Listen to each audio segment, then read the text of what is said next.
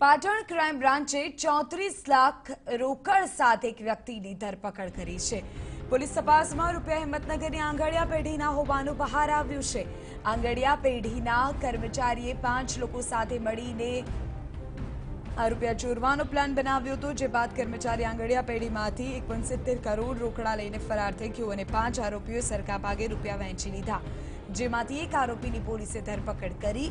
આ આરોપીની ધરપકડ થતા બીજા આરોપીઓની પણ જાણકારી મળી શકે છે।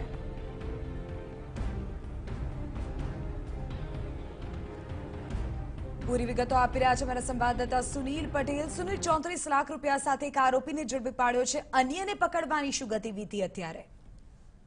તો જો સમગ્ર ઘટના છે 4 દિવસ પહેલા, એટલે કે 21 તારીખની આ ઘટના છે કે હિંમતનગરની કોઈ શોપ છે, ખાનગી પેઢી છે, તેના જે રૂપિયા 1.70 કરોડની જે રકમ હતી તેનો કર્મચારી કોઈ ખાનગી બસમાં લઈ અને રાજસ્થાનથી હિંમતનગર તરફ આવ્યો। તે દરમિયાન જે આંગડિયા પેઢીનો કર્મચારી તો જે રોકડ રકમ લઈને આવ્યો તે કરોડો રૂપિયાની, તેની જ ક્યાંક ના ક્યાંક દાનત નિયત ખરાબ થતા તેની સાથે અન્ય 5 ઈસમો મળેલા હતા અને કુલ 6 વ્યક્તિઓ થઈને સમગ્ર જે આંગડિયા પેઢીની જે વેપારીની જે રકમ હતી તેની ઉચાપત કરી છે અને સમગ્ર જે 5 ઈસમો સાથીને મળીને જે આખી ઘટનાને અંજામ આપ્યો હતો અને છેતરપિંડીની કામને અંજામ આપ્યો હતો, તેમાં હાલમાં એક ઈસમની જે ભાગે પડતા રૂપિયા 34 લાખની રકમ કહી શકાય તેની પાટણ ક્રાઇમ બ્રાન્ચે ધરપકડ કરી છે। સમગ્ર આ ઘટનાની જાણ ત્યારે થઈ કે એક જે ઝડપાયેલો ઈસમ છે એ ચાણસ્મા નજીકથી મોટી રકમ લઈ અને નીકળ્યો હોવાનું પોલીસને બાતમી મળી। તેની તપાસ દરમિયાન હાઈવે પરથી જ આ શંકાસ્પદ ઈસમ જે હતો તેની